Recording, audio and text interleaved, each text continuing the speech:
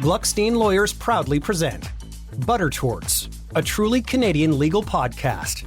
We're excited to have you join us bi-weekly as we interview guests on a variety of different topics related to personal injury.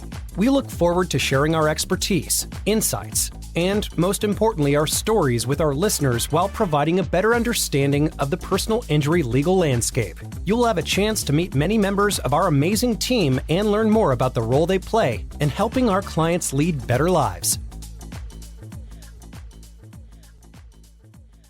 Hi, everyone, and welcome back to another episode of Butter Torts, a truly Canadian legal podcast. My name is Brenda Agnew, for those of you who don't know, and I am one of the co-hosts of our podcast. Joining me today is my other co-host, Jordan Assaraf. Hey, Jordan. Are you having a hard time coming up with some words? No, I've never heard you like this. You know what? Just for transparency, it is 4:30 our time. It has been a full day. I'm tired and I'm a little bit talked out today, but I know that will go away. So, well, we've got a great guest. We do have a great guest today. So we have Myrna McCallum joining us today. Thanks for being here, Myrna. Happy to be here. And I'm just going to read a little bit about Myrna again for people who are not familiar with Myrna. So Myrna is a true change maker, award-winning podcaster, and leading champion of trauma-informed lawyering. She's the host of the Trauma-Informed Lawyer podcast and acts as a subject matter expert on trauma-informed practice for lawyers and leaders. Due to her work in recent years, Myrna has become a highly sought-after public speaker, and we get to spend some time with her today. So thanks again. Ooh, I think we're also forgetting the incredible trauma-informed conference that Myrna puts on once a year, which I just recently attended and saw just an unbelievable turnout from all the participants there, and gotten some great feedback for it. So Myrna, just congratulations on that conference. I mean, the network that you have on there. Some of the speakers that I were on a panel with, one was from Ireland actually, and a couple from all over Canada. So it's got a worldwide reach. So congratulations on that. Amazing job. Thank you. Justice is Trauma. That was the second conference that I did. And yeah, it's a huge undertaking to do a conference of that size and attracting folks from all over the world. We had this year folks from Ireland, Scotland, New Zealand, Australia, America, Brazil. I know I'm leaving a few out. But yeah, it's incredible. It just is like a testament, I think, to how the conversation of trauma and law and trauma and justice and how those two things meet up it's gaining momentum. It's a global conversation. What led you to, the undertaking of putting together a conference is not for the weak of heart, especially when it involves lawyers, and I'm okay to say that. But what kind of led you to want to do that initially, and then obviously led you to want to continue to do it this year as well? I like to punish myself. No, I mean, it's like the work I do, like people are having this conversation in lots of different sectors, in lots of different areas of the world. And I thought, wouldn't it be cool to bring people together from all over the place to build community, to create connection, and also to learn like what other people are doing, because there are other jurisdictions that are further ahead than we are. And that's just a reminder, like we got to catch up, right? Like we got a lot of catching up to do. And so it was that, right? It was predominantly community connection. And and the first time I called people, they came and it was awesome. And then the feedback I got was incredible. And folks were like, man, you have to do this again. Please do this again. I've never been to a law conference like this. I've never been to a justice related conference like this. Please do it again. And then I did it. And then I was like, oh man, I don't think I have it in me to do a third one. And then the feedback started to roll in and I was like, oh man, I think I have to do it again. Yeah. Yeah.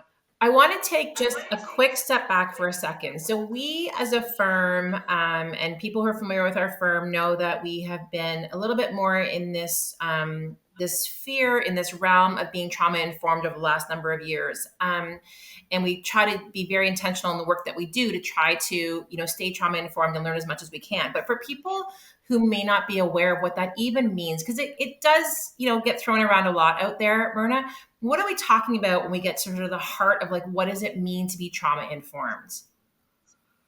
Well, I mean, everyone has a different definition of what it means to be trauma informed. Like, it really depends on like what sector you're coming from. The language of trauma, like trauma informed language, originates from the healthcare sector, right? It is attached to health, like it's attached to the word care, trauma informed care. I was really intentional when I started using that language to not attach it to the word care, because I myself, as a lawyer, have never seen myself as a care provider. As a caregiver, I think honestly, if I tried to do those things, I'd suck at those things. So I wanted people to know, though, that, being trauma informed is something that lawyers can do and should be expected to do, given how much trauma travels in all these different practice areas. And like, it's not just for family lawyers or criminal lawyers, which is probably where people immediately think like there's a lot of trauma there. It's everywhere. It's personal injury. It's estates. It's really like anytime you're managing people's emotions and expectations and fears, you need to, I think, level up the way in which you provide services to people by having an understanding of the role that trauma or your own personal wounding informs the way you make decisions, the way you communicate, the way you connect, and the fear and anxiety that you bring to your legal issue. And because like we're a full whole package people, right? Like, we don't compartmentalize as well as like law school tries to lead us to believe that we do. We bring it all when we come into a meeting with a lawyer. And I believe that lawyers should be expected to receive all of us when we sit down with our fears, our stresses, and our anxieties. And I think being educated on trauma and how trauma plays a role in your decision making, your emotional response, your behavior, all of those things is the bare minimum that we can do as lawyers to understand that. So it's like the first step, being trauma informed. I think the goal, though, is to be culturally responsive, to be trauma responsive, and to embed those principles in the way we practice. Maybe give us a little bit of a background as to sort of how you got into being that trauma informed lawyer, because I have a few questions that I'll follow from there. But give us a little bit of a background, sort of how you got into law and what type of law you were doing, and then eventually transitioning into the trauma informed lawyer, that amazing trauma informed lawyer that you are. Well, thank you, Jordan, for that. And like, I mean, it's a bit of a story, and I won't go into the details of it, but what I will say is, We got Go time. I want to into hear. detail. Come on. okay, I'll tell you this, that I mean, I've talked a bit about on my podcast. I haven't like, I by no means have ever done a deep dive, not even with my therapist, but I had a lot of like trauma, like traumatic events happen in my life, like a lot from, I grew up in a really violent home. I was born to a 16-year-old girl who made really bad decisions, who I ended up having to parent, who left me a lot in care, and then ultimately dropped me on the doorsteps of a residential school. So lots of abuse, lots of neglect, lots of wounding, and lots of survival really early on. And when I looked around my community and I was like, man, what can I do with my life? Because I don't want to be poor. For me, poverty was like prison. Like, you have no options. And the reality is, sadly, where a lot of my family members, where I come from, poverty is prevalent everywhere. And we know how that is tied directly to colonization. So I certainly am not blaming my own people for the state that we live in. It was built this way. It was built this way. So we would have to struggle and have nothing. And so I was thinking, like, what can I do? Because I can't be that. And then I saw lawyers on TV, and I was like, they just seemed really cool, really calm, really collected, really always operating from the head. And, if I'm being honest, they just look like a bunch of assholes, They're just like cutthroat, no shit, no tears here. And I was like, oh, those are my people. I would fit in really well with them. And, I was really analytical. According to my teachers, I was pretty smart. And one day a teacher dropped me off at a university to write my LSAT to see if I could do it. And then I could do it. And I went off to law school. And when I was there, I went to UBC, and the whole time I was there, nobody talked about trauma. No one really talked about relationships, like the relationships we build with our clients, other than like what are the ethical requirements that we need to like adhere to. But we weren't talking about the people, and we weren't talking about their pain. And I was like, this is awesome, because I wanted to live in my head the rest of my life, because I thought if I could live here, I'd never have to actually feel what I feel, which was like a lot of like, I would say despair, a lot of stuff, like I felt a lot of not good things, and I didn't want to feel those things. I thought if I could just live in my head, and if this profession could keep me in my head, I'm going to be all right. And then, probably 6 months into practice, I went into criminal law, which I wasn't planning on doing. But there you have it, like never say never. And I was in a criminal courtroom. And then I found like the whole range of human suffering meets you in a criminal courtroom. For anyone who's been in a courtroom, you know what I mean. And so for every like I was a defense lawyer, then I was a prosecutor. Every like woman I met who'd been harmed sexually or physically by their spouse, I saw my mother. For every child I was dealing with who'd been sexually harmed or who had been neglected or abandoned, I saw me. And so I was like triggered constantly, and I didn't have the language for it then. I just know how I was feeling.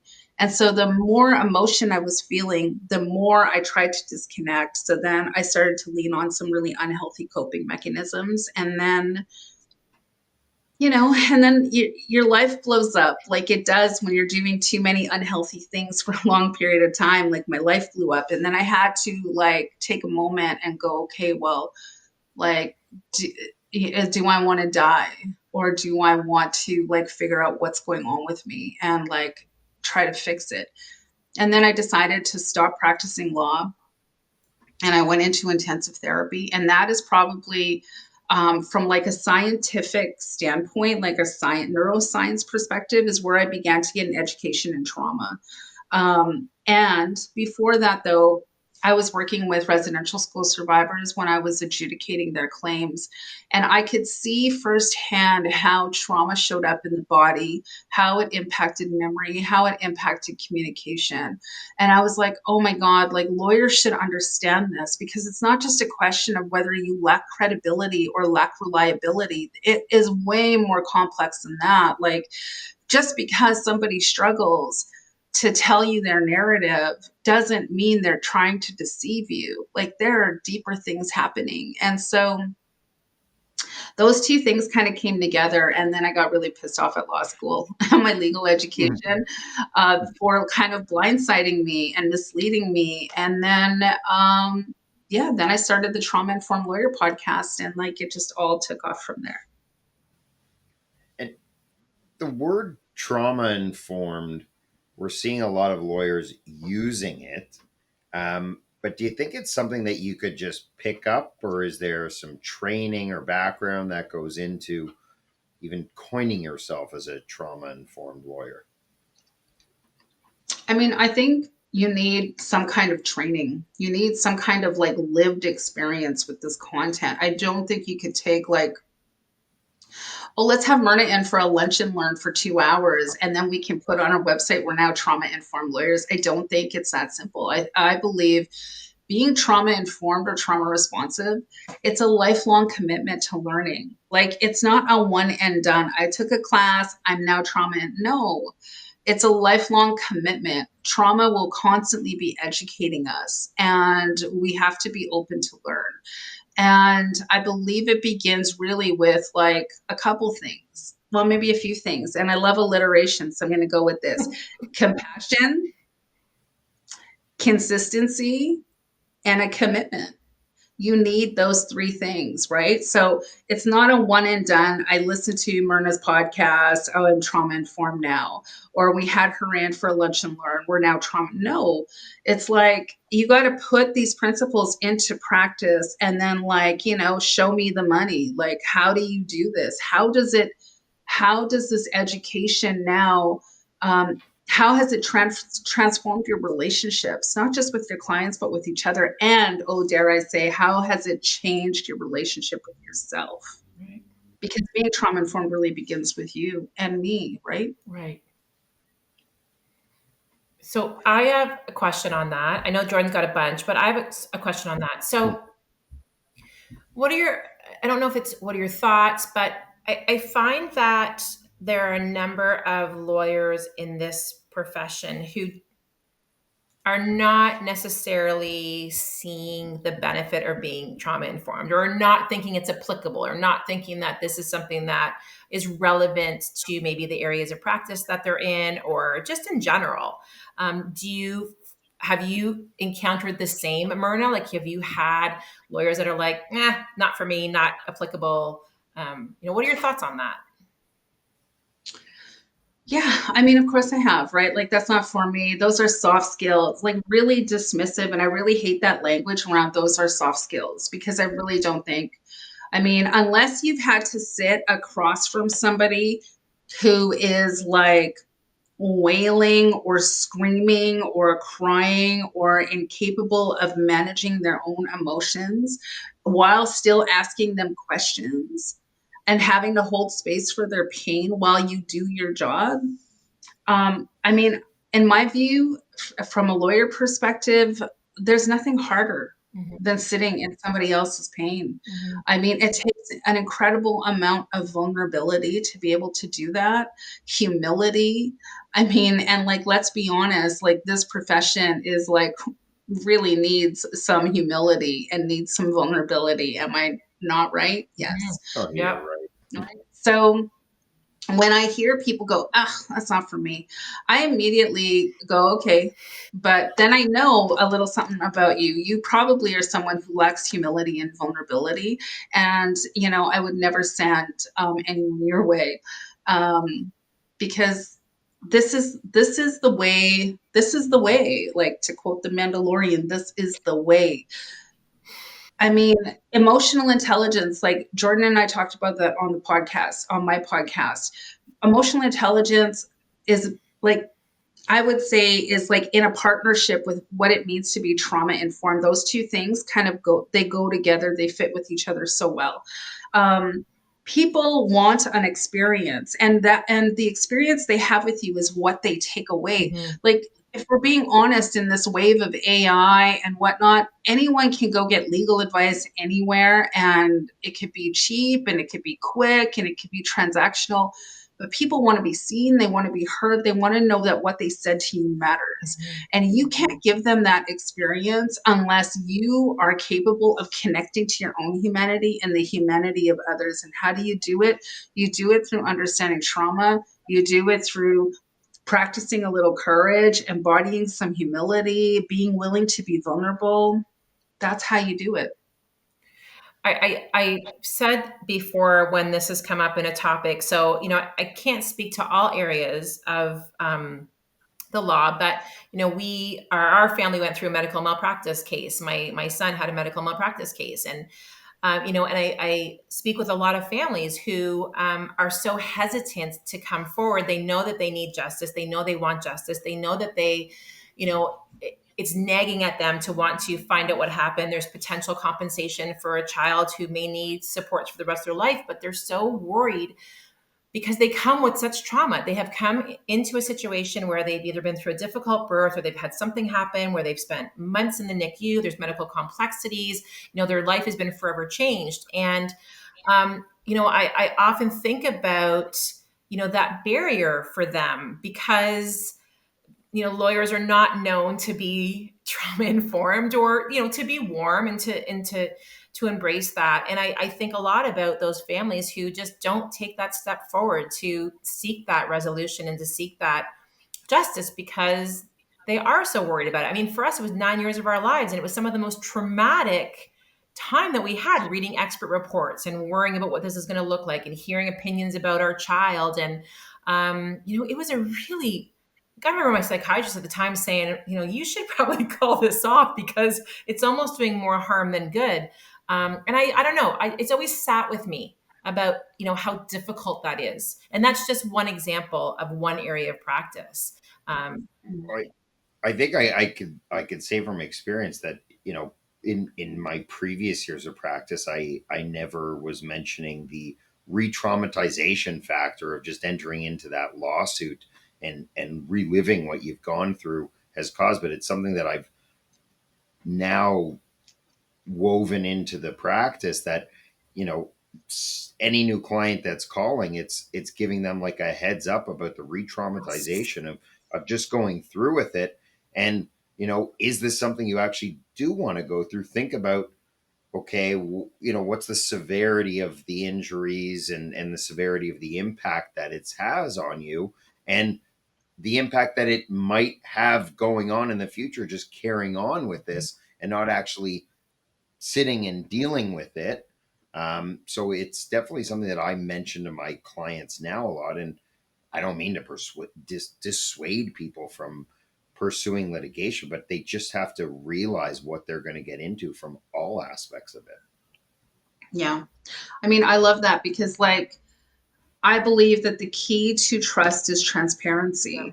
And one of the ways in which legal institutions or lawyers do harm to people is by blindsiding them to go, why didn't you tell me that this was going to be a risk or this could happen or it was going to go this long or I was going to have to face off with this person? We don't say enough. And I think part of it is because we've done it 100 times or we've done it 1,000 times. And we forget sometimes that the person we're dealing with, this is their first time. Mm-hmm. Right. And so I always advocate, be as transparent as possible and always come back to that, that question, right? Is there anything that you want me to answer? Maybe a question I didn't ask that you want to talk about? And if not, I'll come back to it again and I'll come back to it again. So it requires not just a commitment to transparency, but also patience, right? Repetition. Sometimes we don't like that as type A people. Mm-hmm. I mean, I'm not saying you are, Jordan. I know I'm certainly very type A. Mm-hmm. I have a problem with repetition and patience, but it's not about me. So whatever makes me uncomfortable, I got to push that to the side because I'm there to deal with you. Mm-hmm. And so that sometimes means I got to become comfortable being uncomfortable, doing a thing I don't normally like to do. It's not really about me. I mean, most of it seems like what we're talking about comes from the party that's representing the person that's been traumatized, but not the party that's defending that. And now incorporating that, and we heard it at your Justice for Trauma conference, how, especially in the Kenora, the justice reform that they've put on at their center, and how really they embrace the trauma-informed practice from all sides of the case, whether it's the prosecutor, the victim, the plaintiff, defendant, whatever it is. But I mean, that's something that, how do we, and I think what you've done is the first start to it by just providing people with that information and knowledge of it. But how do we implement it in the defense side of things and get them to realize what you say can cause re-traumatization? And as much as you have to advocate for your client, you've got to realize what impact you have in the words that you're saying. Yeah. I think, I mean, I don't have all the answers. What I I think, thought you did, by the way. what I think is that it really comes down to education. Like being trauma informed or trauma responsive, it's for everyone. It's for you, it's for me, it's for paralegals, it's for court staff, it's for the defendant, the victim, it's for everybody, right? It's an approach to practice for everyone. It's a relationship based practice for all of us. And I think how you get there is like our deans need to begin to get educated in it and then introduce it into the curriculum in law school and understand that the way that we would say cross-examine people, especially how you see it right now in sex assault cases, for example, like how you see rape myths come in and you see a lot of like shaming, especially of female victims or complainants, where you're like, well, how much were you drinking? What were you wearing? Like none of that matters. It's irrelevant. But the courts let the lawyers ask the question. And sometimes the questions are even way worse than that, and the courts allow it. And so I think what needs to happen is from the bottom up, we got to begin to like get educated in what is an ethical way of cross-examining people that doesn't necessarily humiliate individuals. Can we cross-examine effectively without humiliating people? I mean, I think that's a conversation a lot of us need to have. And because there are so many like old school lawyers out there who really believe that an effective cross-examination requires some degree of humiliation or like deep dysregulation. Like, unless you're totally rattled by the time I'm done with you, I didn't do my job, like, is what a lot of people believe. But we know like that is so outdated, and there has to be new standards. And how you get there, it begins with education. And if like we all can't go back to law school, which is like, thank God we can't go back to law school, but also like it would be great, but I sort of want to go back to law school. but like we can choose to get educated now. We could advocate for this type of education across like our bar associations. We could advocate for it in our firms. We can advocate for it across the judiciary. Like we could say, hey, like we want to understand this a little better. Like what should we be alive to? Like what do we need to know? Like be curious. Like it begins there. Be curious. What don't we know? And like, what should we be talking about? Do we want to be more like, do we want to lead with our humanity? Yes. Yes, we should. And how do we do it? Because so thanks for asking that, Jordan, because that was some of the question that I had is how do these things become incorporated, mandated? How do you start them early? There's a lot of work that I do in the healthcare sphere, where we are very intentional about how we deliver diagnoses to families. So when they've been given a new diagnosis, the words that you use matter. The way we know that the data shows us that can really affect the trajectory for these families. And so we do work and we do ground rounds, and we talk at we're trying to get it pushed into the medical school. But to your point is, how does it start with a mandate? Like how do you get it to the point where it's something that becomes available right at the beginning of law school or right in law school, but then for those lawyers who have already graduated, who are already practicing, so I think it's the bar associations, but how does that happen? Like how does that change happen? How do you get these types of things mandated so that everybody has to be exposed to it in some way, right? Like that's the $1 million question. Like, how do you do it? Like, how do you do it? And then also, like, do you want to mandate it? Because like when you do that, you get resistance, right? And you get resentment. And I mean, so one of the ways in which I've been spinning it to get lawyer buy-in and judge buy-in is I talk about it within the context of our mental health and wellness. Okay. I mean, like, who isn't interested in the mental health and wellness of lawyers or in the mental health and wellness of the judiciary? Yeah. We all say we are. It's kind of like a truth and reconciliation checkbox. Oh, yeah, we're interested in that. Right. So, like, come in and talk about it. And so, that's kind of my Trojan horse. I will be like, hey, let's talk about mental health and wellness. And then that is how I talk about what it means to be trauma informed. Right. And what does that look like? And I usually spin it like, hey, if you're not okay, like, nobody's okay. You as judge, if you're not okay, you're not emotionally self-regulated, you're like on the precipice of burnout, that's going to affect everyone in the courtroom. Yeah. Same with lawyers, right? Like, if you're sitting there too, or you're drinking too much, or you're doing whatever, like, that's going to bleed out on your clients, on your staff, on, like, it's going to go everywhere. And so that's for me, that has been successful, using it as a, this mental health and wellness vehicle is how I get the conversation in there. And so it could be, if we're talking about mandates and we're talking about, like, how do we create some kind of, like, policy around this? It could be couched within a conversation of wellness. Mm-hmm. Yeah, because I think about someone doing, again, sorry, George, sorry, I'll finish this.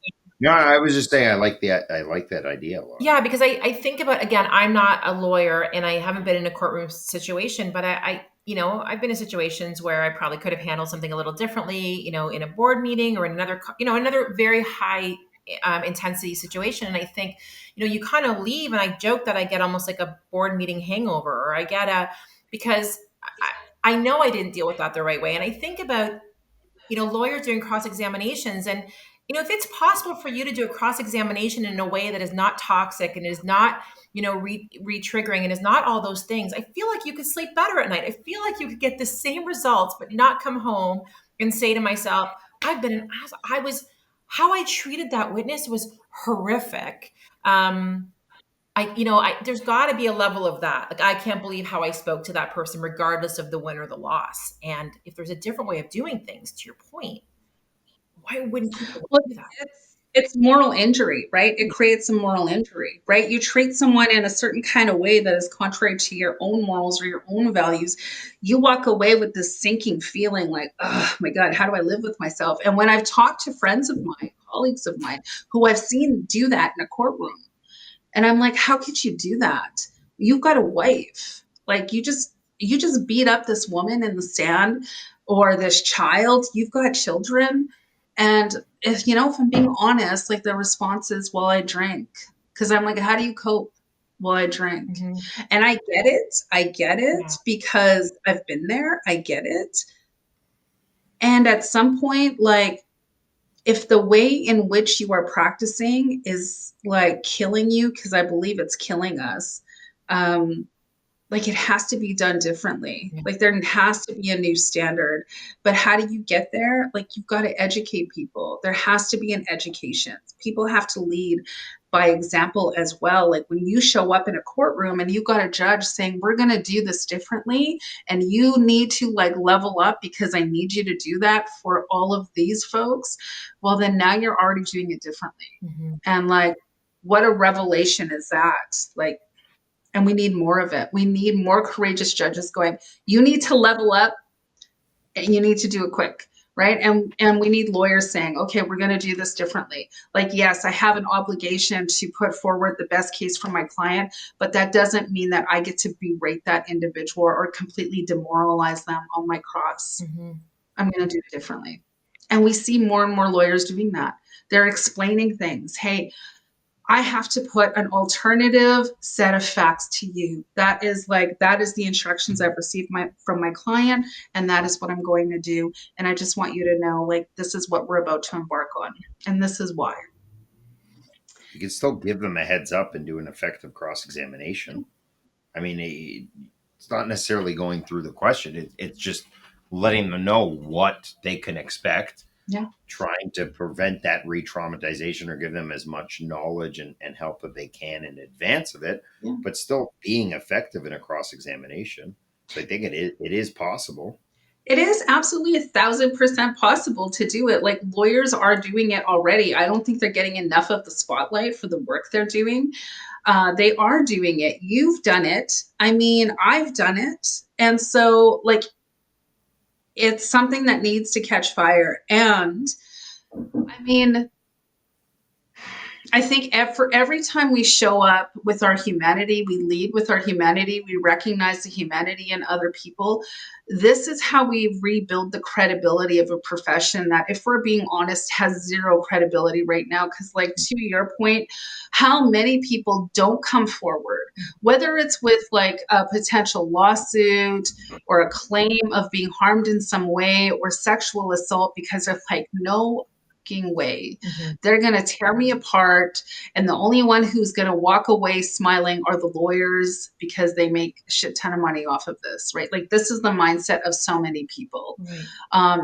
It's a space for lawyers and judges. It's not a space for the harmed, and it's not a place for seeking justice. And like, our systems need to rebuild credibility. Like, we've got a credibility issue. We've got to do a lot of reputational repair, and this is one of the ways in which we do it. You had mentioned that there are some jurisdictions that are implementing it, or like I had suggested or made reference to the Kenora Center for Justice. What other, for any listeners out there, what other jurisdictions are taking that trauma-informed approach? Where is it that people can turn to see how it's used in practice? Well, I think just off the top of my head, I mean, you could look to see what Kenora Justice Center is doing. I always applaud them and talk about them. It's incredible what they're doing.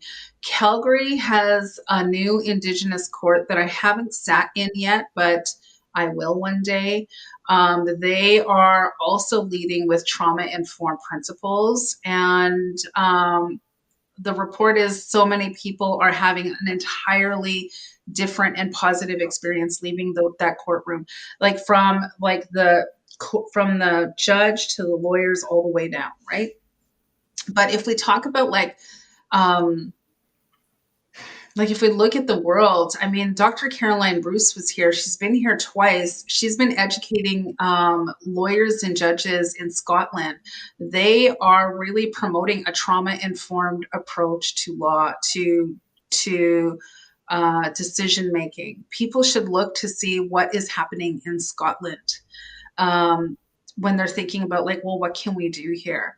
Look at what they're doing in Scotland. I mean, I have a couple colleagues in Ireland doing some really cool things in the context of criminal law. You met one of them, Angus, but another is Ian. And they're doing really cool stuff. And yeah, I mean, all you got to do is Google, and you can see what folks are doing up there. There's a fantastic book that was published by the American Bar Association that I had the opportunity to co-edit. It's called Trauma Informed Law, A Pathway to Healing and Resilience for Lawyers. There are a lot of stories in that book from lawyers and judges from across the globe. Yeah. Who are talking about the ways in which they are dealing with trauma in the courtroom and in practice, whether it's the vicarious trauma that they experience or the direct traumatization they experience or the traumatization their staff experience because they become exposed to evidence, graphic evidence, or the traumas that they are seeing in their client base. Right. And how they are making space for it. I would invite people to take a look at that book.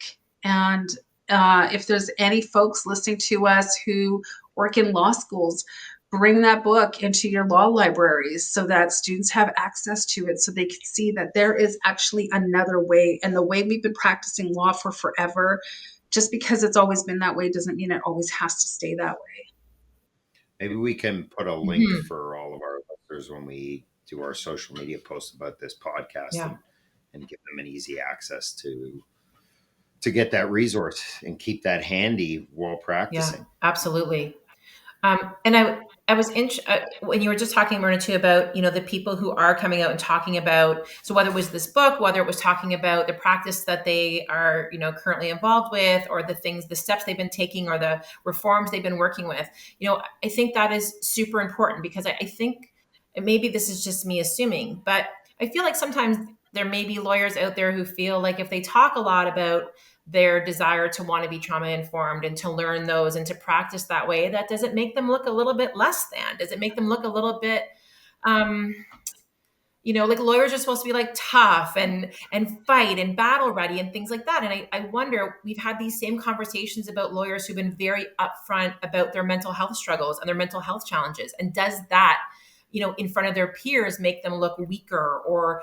And I sometimes think about, we are very transparent talking about our commitment to trauma informed, but maybe there's lawyers out there that aren't, for fear of how they may be viewed. And I don't know, I'm surmising, but do you ever run into things like that? Not really. I mean, we know there's a stigma around like mental health issues. So people aren't really forthcoming about like their anxiety, their depression, their addictions, right? Yeah. Because there's a stigma. I think it's not so much the words like trauma informed that make people go, oh my God, like that would make me look weak. If there's anything, I think that people kind of get a little, I don't know, kind of back away from, is the words compassion, vulnerability, especially vulnerability, freaks some people out. And if I'm being honest, I see a lot of men cross their arms when I say the V word, Yeah. You can't see mine. Not Jordan, though. His arms are full. Which is one of the reasons why, like, I talk a lot about Daniel Pink and his work around emotional intelligence for lawyers.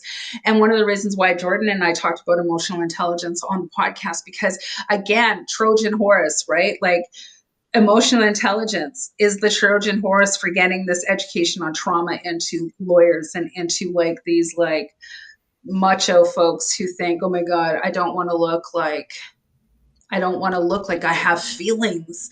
Like, holy shit. Mm-hmm.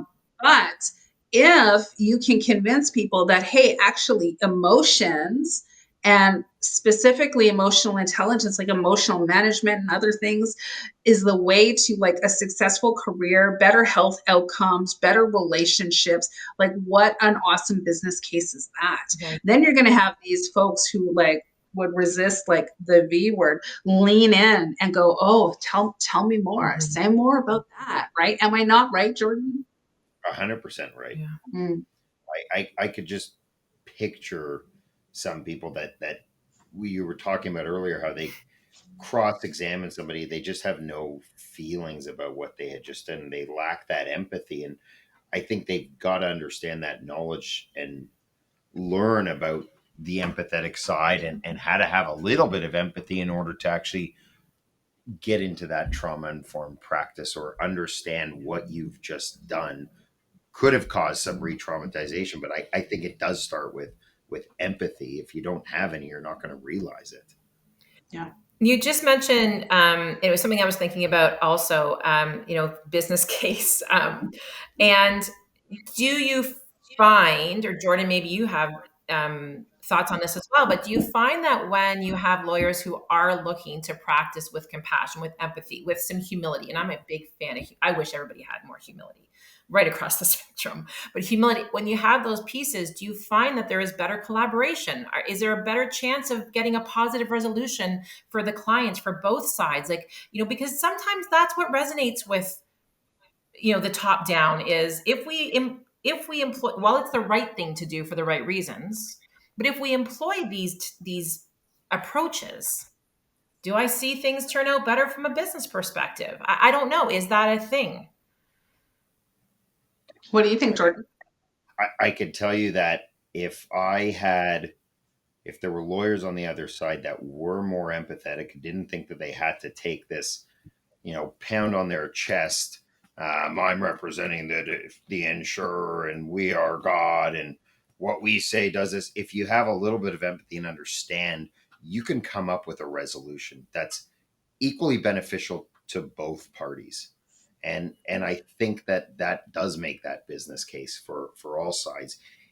The insurer's still paying some money somewhere. If you're defending the case, you're taking to trial, you're paying something. So now have that little bit of compassion and understanding, and know that, okay, you know what? Give this client a little bit of money. Yeah. And you know what? Fine, we're paying something out, but hey, we're paying it to someone that's more deserving than, no offense to the lawyers that are working on those hourly rates, but you will get other files where you can continue to work. You don't need to pound your chest and take that case to trial. You could easily get you can easily sort of get compensation for both sides, and have both parties being sort of, unhappy, but successfully negotiating some resolution of the case. Yeah. Do you see that? Yeah. Sorry, Myrna, go ahead. Well, I want to say I gave a talk to like the Law Society of Saskatchewan, I don't know, like forever ago. And they wanted to keep the talk like available to their lawyers for CPD credit, right? And I think it was like worth 6 credits. Anyway, the end of the year comes, I get an email from a lawyer, and he's like, "Hi, you don't know me, but I just want to say I just finished listening." Or no, he didn't just finish listening. He had listened to it. Like, so this was probably in the winter still. I listened to your talk because if I'm being honest, I needed 6 credits. And your talk was the only one that gave me the 6 credits. So I didn't know what the hell it was about, but I listened to it. And he says, you've changed me forever. I'll never be the same lawyer again. And he'd been a lawyer for as long as I've been alive, which is probably like, you know how some people are like, old dogs can't learn new tricks, lies, right? He said that he'd been working like in family law. And after having listened to this talk, he contacted opposing counsel on a matter that was going to be really, like, just really gross, really ugly. It was going to cause a lot of pain for a lot of people. He knew this because they'd been around the block a million times. He's seen these files, but he did something he'd never done before. He phoned opposing counsel to say, look, I don't know. Did you listen to Myrna McCallum, the 6 credit CPD? Because I did. And this is what I learned. And he talked about trauma. And he's like, can we do something differently here for the sake of this family, and maybe even for the sake of ourselves? Like, because how are you doing? And then they ended up having a conversation of both experiencing burnout and actually not doing really well and hanging into this practice area that had been somewhat toxic for the both of them. And he told me in the email, he's like, I'd been going to war with this guy for like years, and I never had a conversation like this with him. And so like he went on about how they collaborated, it resolved, like they're on the road to resolution. And he was just thanking me. And he says, ever since I listened to you, I've thought about every client and every opposing counsel I have harmed because I didn't know better. That's amazing. And now that I know better, I do better. And I just hope it's not too late. And then, of course, I wrote him back. I was like, dude, it's, of course, never too late. But so, yes, like, yes.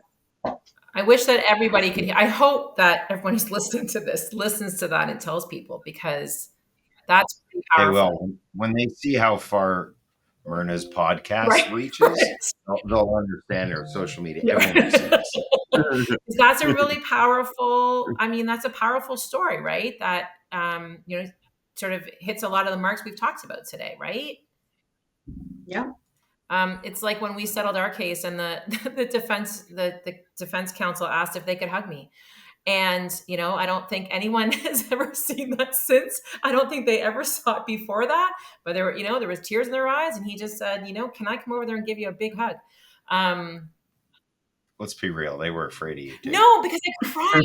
No, because I actually think I caught them off guard. And because I'd waited 8 years to say my piece. And then the judge said, Mrs. Agnew, do you have anything to say? And before I could actually say something that would have highly offended most of the people in that room and probably made for really bad relations, I started to cry.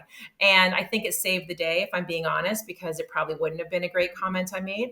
But then he said, can we give her a hug? And I thought, wow, like that, at the end of this, all was a family at the end of this with a kid who just wanted to do the right thing. So I think that's pretty powerful, right? Yep. So if we were to leave our listeners today, Myrna, with, and I know it's hard to sort of summarize some of those key points, but if we were to leave our listeners today with something, some kind of really key takeaway, something you wanted them to know, something that was sort of the last thing other than our, me and Jordan signing off, that they were going to hear on this podcast, like what would that be? I'm looking for this quote in my phone because I don't want to get it wrong because I want to share it with everyone listening. I talk about it sometimes in the talks that I give. And I think it's an important one. It's like I would invite lawyers and judges and anyone listening to like always come back to this question about like, why do you do what you do? Like, why are you there? Why are you doing it? Who are you doing it for? Like, because, I think that a lot of us want to help people. I mean, maybe we didn't all start out that way. I know I certainly didn't. But eventually I became that lawyer, right? That wanted to help people. But okay, so here it is. Okay. Warren Burger is the Chief Justice. He was the Chief Justice of the U.S. Supreme Court from 1969 to 1986. He says, doctors still retain a high degree of public confidence because they are perceived as healers. Should lawyers not be healers? Healers not warriors? Healers not procurers? Healers not hired guns? And then he goes on to talk about how there was a time in the beginning of these careers that lawyers were believed to be healers of communities and healers of relationships. And so why not lawyers as healers? Like, do we always have to be the hired guns who harm people and blow everything up and leave lives in total ruins? Is that what we want to be known for as individual lawyers or as a profession? I don't think so. I think, people are hungry for repair, for healing, for reconnection, for meaning, for purpose. I know they are because they call me and they tell me these things and they invite me in to talk about it and they want to be inspired and they want to move. And this is one way to do it. If you reconnect with your humanity, and I say this a lot, in order to see the humanity in others, you have to be willing to feel it yourself. And so where I see lawyers harming or judges harming, I see a disconnected, traumatized individual who has no self-awareness. And so how can we educate them? Maybe through emotional intelligence, maybe through trauma-informed principles, or maybe simply through learning just some basic self-awareness, self-reflection, self-regulation skills, because the more we recognize the impact we have on each other, our whole profession is going to become totally transformed. Thank you. Powerful way to end this. Thank you, Myrna. I am so grateful. Jordan had so many wonderful things to say about the conference and about you in particular, and obviously listened to the episode of the podcast that you did with Jordan and a few others while I was there. Our sexual abuse team has had so many wonderful things to say. And it's been an absolute pleasure. I'm so grateful that you were able to find the time to do this with us today. I've loved this conversation. I want to continue to follow the work that you're doing and the impact that you're having. And I'm just very personally grateful that we were able to have this conversation today. Well, I'm really happy to have been invited. Thank you. And I'm going to do Justice's Trauma 2026. Oh. Jordan, you're coming back. You're coming back. I'm in. You're coming back. And you're staying for more than 30 minutes, okay? Yes. Yes. There you go.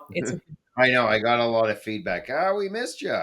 But I have connected with a few people, and Amanda had flown in from Australia, and we had a great discussion, and really excited to see the work that she's developing. Hopefully, a curriculum around trauma-informed lawyering. So that'll be interesting to see coming forward. But we're not done. We have a couple questions for you. You got to do them. No, Brenda, you got to do them, Jordan. I don't know why you keep forgetting I moved them. on from that. It was 5 years ago. No, they're really good questions. But I forget some of them. But it's hard to do these questions when we just had such a nice ending with the quote. Well, you can this is why there's editing skills.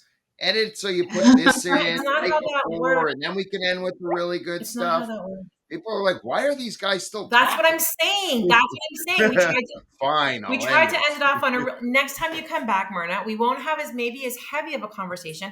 Then we can ask you these questions that we like to sometimes ask our guests at the end, but sometimes they don't always fit. So we can ask the very important question before we sign off, which is butter tarts with or without raisins? That's everybody wants to know that. That's the question. With. Okay, so we can't ever have you back. So it was lovely spending time with you. But unfortunately, that's the game changer.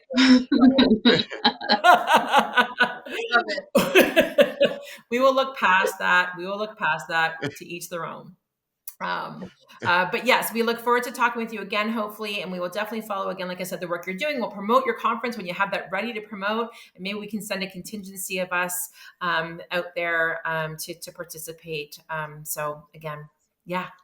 Well, and I also offer this other retreat that I do. It's like 50 people. It's called Transform Your Practice. They're from all practice areas. So you get lawyers, you get like tech folks, you get all kinds of people. I bring them together every year. I've been doing it in Whistler, but I think this year this September, I think I'm going to do it in Halifax. Transform Your Practice. It's all about like emotional intelligence. It's about being trauma informed. I will let you know when I'm doing it.